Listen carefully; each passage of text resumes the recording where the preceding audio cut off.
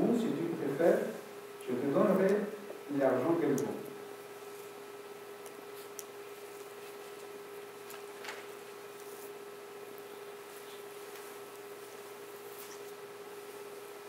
Et qu'est-ce que répond Nabal? Que le Seigneur me préserve de céder l'héritage de mes pères. Je ne peux pas l'avoir, je ne peux jamais l'avoir. Et qu'est-ce qu'il fait, Akab? Akab retourna chez lui, sombre et irrité, parce que Naboth lui avait dit: je ne te céderai pas l'héritage de mes pères. Il se coucha sur son lit, tourna son visage vers le mur et refusa de manger.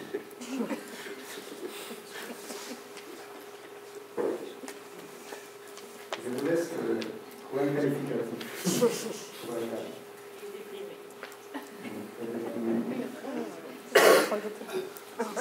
Qu'est-ce qui s'est passé là? Il veut une vigne, il tente une négociation, il essaie de faire une offre, on lui refuse. Il est frustré. Et il part et il se couche. Il aurait pu peut-être, je ne sais pas, modifier son offre un petit peu, essayer de négocier, insister un peu. Il est le roi. Mais, lorsqu'il a vu qu'il ne pouvait pas gagner, c'est là peut-être, il se retire. Combien de fois nous faisons ça aussi? Surtout les hommes dans ce domaine où nous sommes plus passifs. Ça ne nous intéresse pas. On ne peut pas gagner, alors on se retire. On ne peut pas gagner le jeu, alors on prend sa balle et on lance sur ça.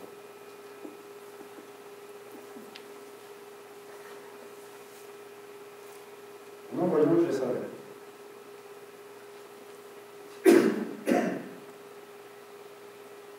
Alors, elle le voit. Il lui demande: pourquoi es-tu de mauvaise humeur? Pourquoi ne veux-tu pas manger? Lui, il répond: je parlais à Naboth d'Israël, je lui ai dit: cède-moi ta vigne pour de l'argent, je te préfère pour une autre vigne en échange. Mais il a répondu: je ne te céderai pas ma vigne. Sa femme, je ne peux pas avoir mon potager, ok? C'est une question.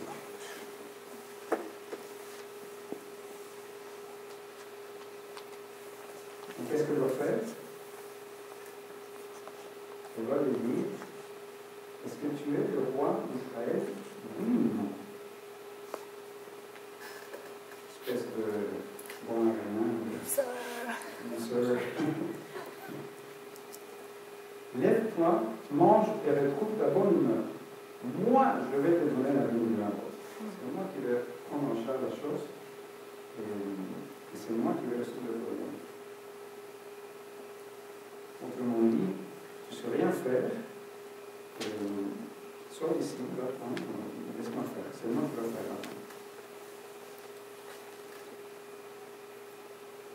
Lui, il a eu certainement un moment de faiblesse. Il restait passif, et sa femme vient, avec sa prise de contrôle, l'affaiblir encore plus. Maintenant, il est complètement une sœur. Si dans un couple, l'un des deux fait ça à l'autre, il va le minimiser, le mettre à terre, et l'autre ne va jamais pouvoir donner ce qu'il est à terre à donner. Et c'est très important. Moi, je le dis toujours, moi, je ne serais pas là si ce n'était pour Susanna et pour tout ce qu'on a vécu ensemble, tout l'appui que j'ai reçu, etc. Si vraiment aux choses, en tâche ménagère, les choses concrètes de la vie, si la femme dit à son mari tout le temps: tu ne fais pas bien ça, tu ne ranges pas les choses comme il faut, à la fin, il ne le fera plus. Et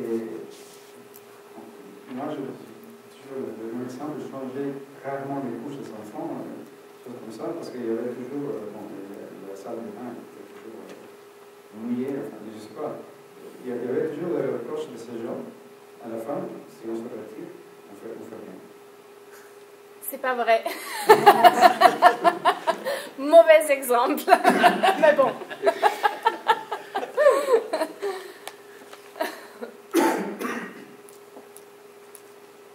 Alors, lorsque l'un des deux essaie de contrôler l'autre, il va rendre une faiblesse encore plus faible.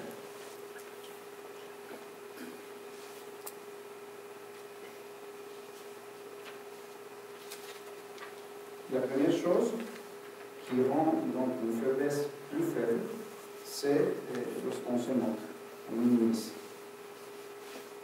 Et toi, le roi d'Israël, oui ou non? Autrement, ce qu'on dit à l'autre, c'est tu n'es pas qui tu devrais être. Tu ne fais pas ce que tu devrais faire. Tu ne fais jamais rien comme il faut, tu sais pas. Tu ne fais pas.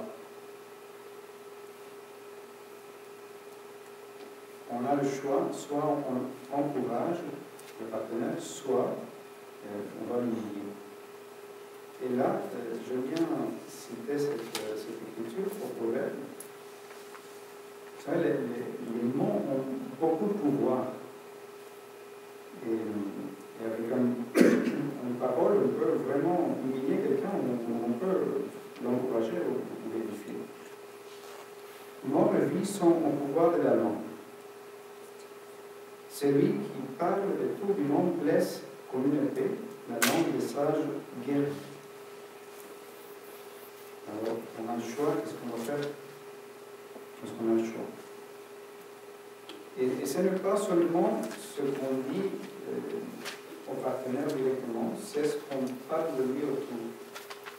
Ça, c'est un très mauvais signe quand on commence à parler autour avec nos amis, etc. Et non, parce que je sais que ma femme vient de l'autre côté la même chose.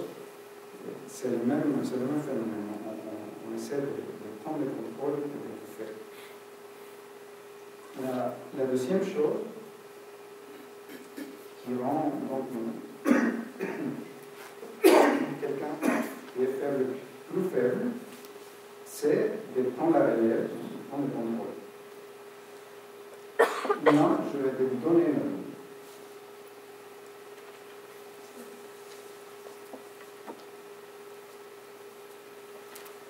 Pour revenir à l'histoire, qu'est-ce qui se passe maintenant?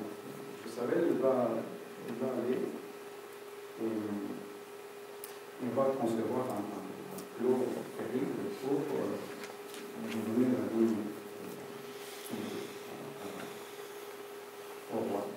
Ce qu'il va faire, c'est que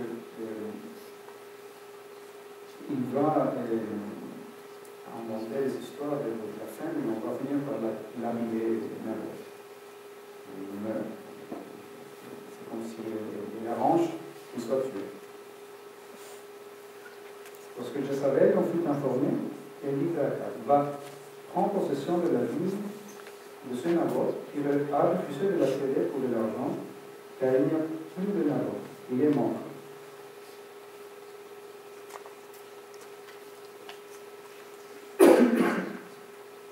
Il règle donc le problème. Mais qu'est-ce que fait Akab maintenant?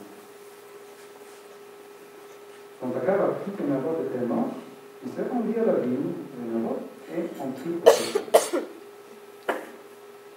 Il reste dans cette attitude passive, il en profite, il dit rien. Il va, il prend possession. Et maintenant, et qui croyez-vous que Dieu va tenir responsable de tout ça? Dieu.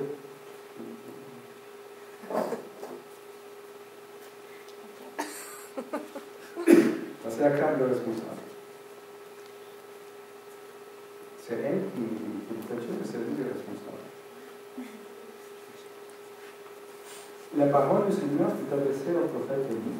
Lève-toi, va trouver Akab, qui est venu sur Israël à Samarie. Il est en ce moment de la ligne de Naboth où il s'est rendu pour en prendre possession. Il lui dira, ainsi parle le Seigneur, tu as commis un meurtre. Toi, c'est toi qui as commis un meurtre. Et maintenant, tu prends possession. C'est pourquoi, ainsi parle le Seigneur, à l'endroit même où les chiens ont appelé le sang de Naboth, les chiens le prennent ton sang à toi. pas juste.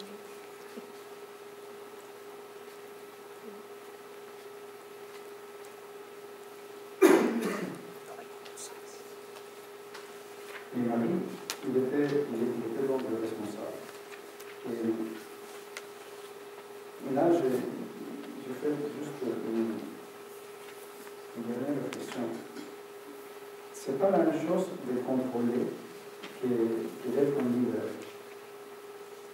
Et dans le couple, les maris ou la femme peuvent être le leader dans certains domaines. Et un rôle à remplir chacun. Mais le problème, c'est comme lorsqu'on ne remplit pas le rôle, on se fait contrôler et l'autre devient passif. Il y a trois domaines. Le premier est un peu le domaine financier. Qui va donner le ton des finances dans la famille? Et là, je suis persuadé que le mari a un appel à être son leader dans ce domaine. Peut-être que ce n'est pas lui qui va aller chercher, quand on va aller travailler, aller prendre la maison, c'est pas du tout ça. On sait que ce n'est pas la réalité aujourd'hui. Mais qu'est-ce que ça veut dire dans le temps? Peut-être qu'on va prendre la décision parce qu'il faut le prendre. On va diriger les finances d'une façon telle qu'on va s'assurer que ça marche. Un autre domaine, je dirais, est appelé à être le protecteur. Et ça ne veut pas dire qu'on va attaquer un cambrioleur si on nous vend la maison. C'est un peu ça aussi, mais ce n'est pas ça l'idée. Moi, je crois qu'il y a un appel profond de Dieu qui a chez les hommes d'être un peu le protecteur des uns des enfants, de la sécurité, si on veut dire comme ça, même émotionnelle de son épouse. Et les femmes ont besoin de ça, de cet appui.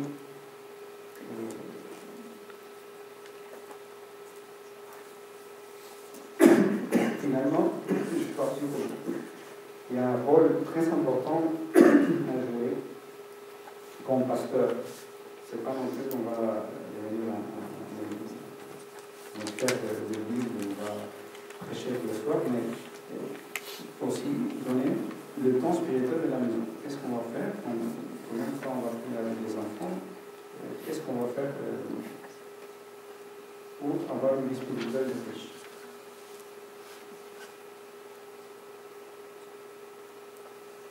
De son épouse et de sa famille. Pour ça, bien sûr, il faut que l'autre partenaire appuie à 100% celui qui a le leadership. Et ça, je disais, c'est interchangeable dans les domaines et d'autres. Mais là, l'idée, c'est de...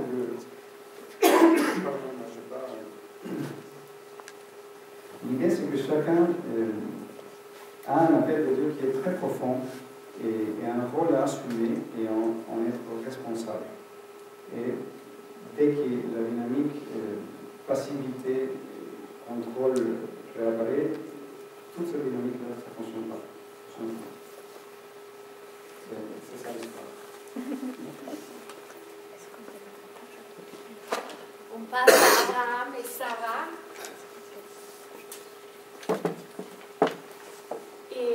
Et au thème, quand la foi est mise à l'épreuve. Alors Abraham, qui s'appelait au début, non, Abraham, et sa femme était Sarai. Et ça se passe souvent dans la Bible, non, qu'il faut tout d'abord faire tout un cheminement avec Dieu. Et après, on reçoit de Dieu un nouveau nom. Non? On devient une nouvelle personne en lui. Et il nous donne un nouveau nom.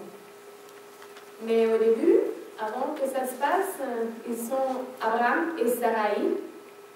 Et ces deux, ils ont leur projet comme jeunes mariés, non? Mais il arrivait que Dieu avait un autre projet avec eux. Et ça se passe souvent, nous on se fait des idées, on a une certaine idée de ce que ça va être, le mariage, le couple, non? Mais Dieu a un autre projet. Bon. Et notre foi est mise à l'épreuve. Et Abraham, il était toujours, il est un peu l'image de la foi, de la grande foi, de la foi parfaite. Il est un vrai homme de Dieu, non? Mais ce n'était pas toujours comme ça. Dans leur jeunesse, il y avait des moments aussi, même pour Sarah et Abraham, quand leur foi, quand ils n'avaient pas vraiment la foi. Et on va voir ça. Alors, moi aussi, Oscar et moi, on avait des idées sur notre mariage, comment ça va se passer. Moi, certainement, j'avais imaginé, bon, je me marie avec Oscar, qui est un avocat. Nous avons tous les deux une éducation universitaire. On va commencer notre vie en prospérité, dans le paradis au Venezuela, non? Il a fait 27 degrés tous les jours. Il fait beau, la végétation, c'est merveilleux. On va élever les enfants, on aura une fille et un garçon. La fille s'appellera Teresa, le fils Gabriel. Et on va vivre heureux dans une belle maison, avec piscine peut-être, et à l'âge de 90 ans, on va être amoureux comme au premier jour. Non? Ça, c'était l'idée. Et la réalité était différente. Non? On a commencé à se marier quand Hugo Chavez était récemment élu. Alors les problèmes commençaient avec les protestes et la situation économique était mauvaise. C'était paralysé, il n'y avait plus de travail. Oscar, qui avait hérité le cabinet d'avocat de son arrière-arrière-grand-père, ou arrière-grand-père, non? C'était la 4e génération d'avocats. C'était en faillite parce qu'il n'y avait plus d'activité économique. Il y avait des tueries dans les rues, non? Des coups de feu. Quand je sortais le petit bébé Gabriel de la salle de bain, je ne dirais ça jamais, je suis allemande, il n'y a pas de coup de feu en Allemagne, non? Alors, je suis sortie et devant, il y avait une démonstration devant notre balcon et tout d'un coup, Oscar me crie « Mais jette-toi sur terre !» non, avec le bébé, parce qu'il y avait des coups de feu, non? Alors, on était en fuite. Après ça, non, et on a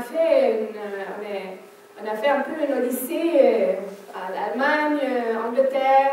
Alors, en Angleterre, on est resté 1 an et demi. Oscar, il faisait des études, il ne pouvait pas exercer son métier là-bas. Je travaillais mi-temps, on avait 2 bébés de 1 an et 2 ans et demi.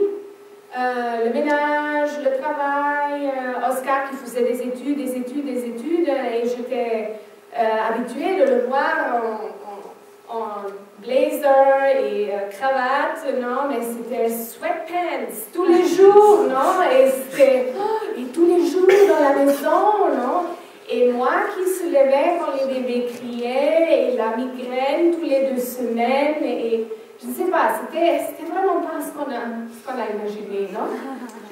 Alors,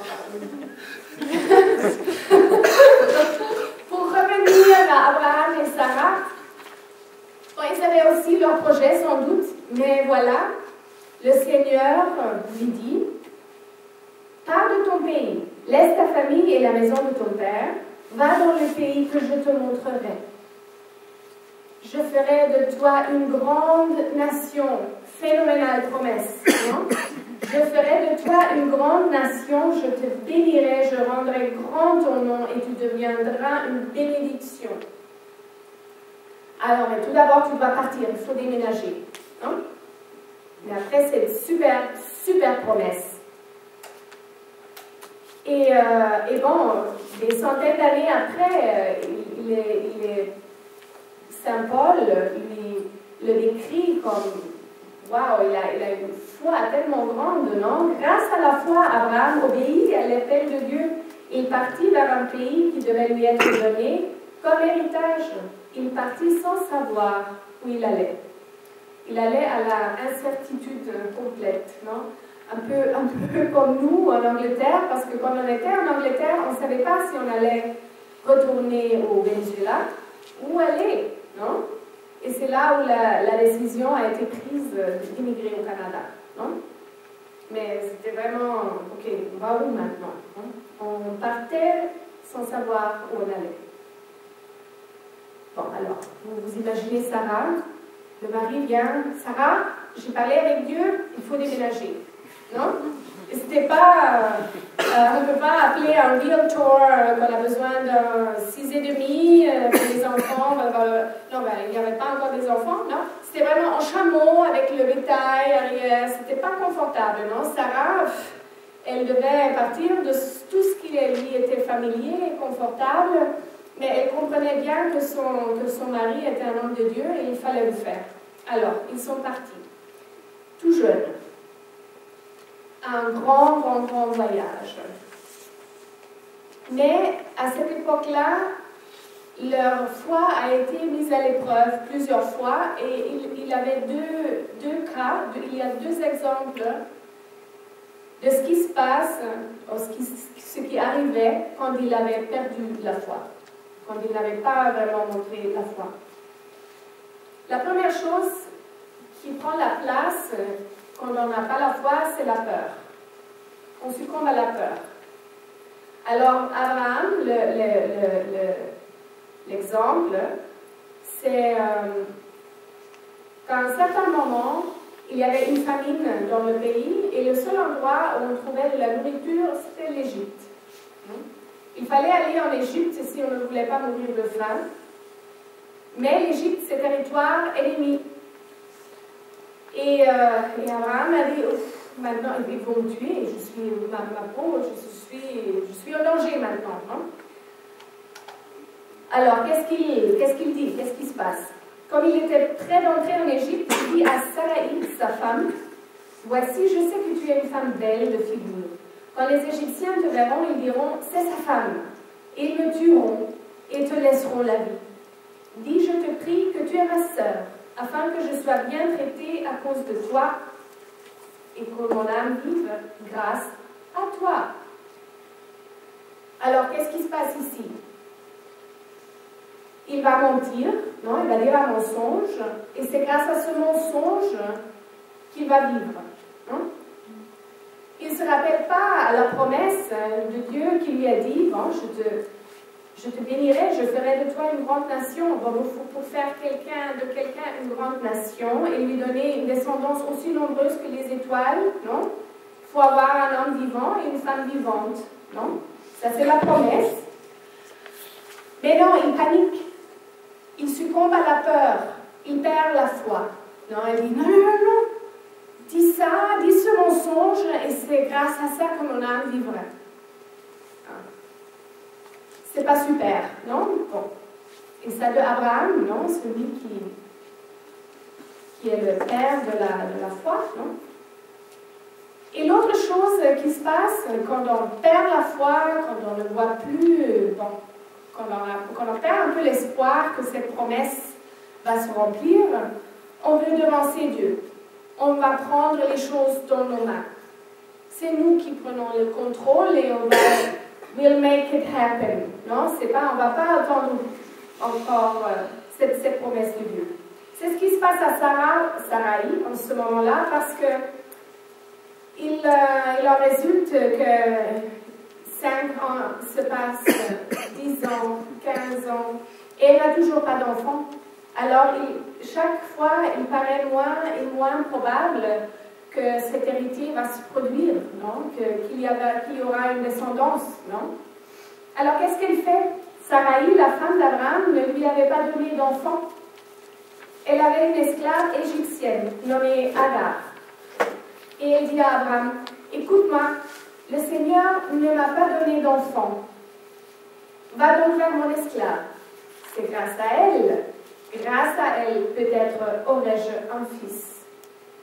Et Abraham, bon mari, obéissant, non? Il fait exactement ce que sa femme dit, et il se couche avec l'esclave, et voilà qu'Ismaël est né, non? Le fils d'Agar.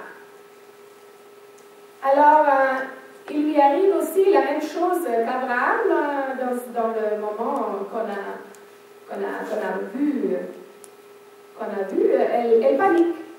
Mais ça va, ce fils ne vient pas, non? Ça dure trop longtemps. On perd la patience. Ça ne va jamais se produire.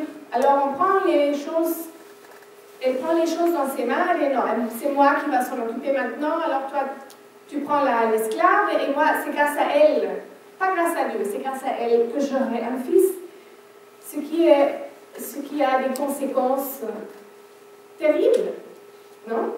On fait des choses stupides, on perd la foi, on fait des choses stupides, et ça a des conséquences, non? Parce qu'après, je ne sais pas si vous connaissez l'histoire, si vous l'avez présente, après, dans la vieillesse, Sarah, elle a son fils, non?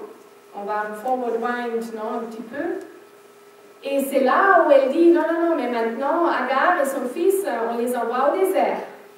On ne le veut plus avec nous, non? Elle envoie une femme avec son fils au désert pour qu'il meure, non? Mais bon, Dieu est plus miséricordieux qu'on imagine. Et il sauve la vie d'Agar et il lui dit, non, de toi aussi je ferai une grande nation. Mon fils et toi, vous vivrez. Je m'occupe de vous. Ne vous inquiétez pas. Mais c'est une situation dure, non? Et toutes les jalousies, et c'est tout un soap opera, non? Avec ce triangle-là, non? L'histoire n'entre pas dans les détails, mais on peut bien s'imaginer, non? It's a mess, non?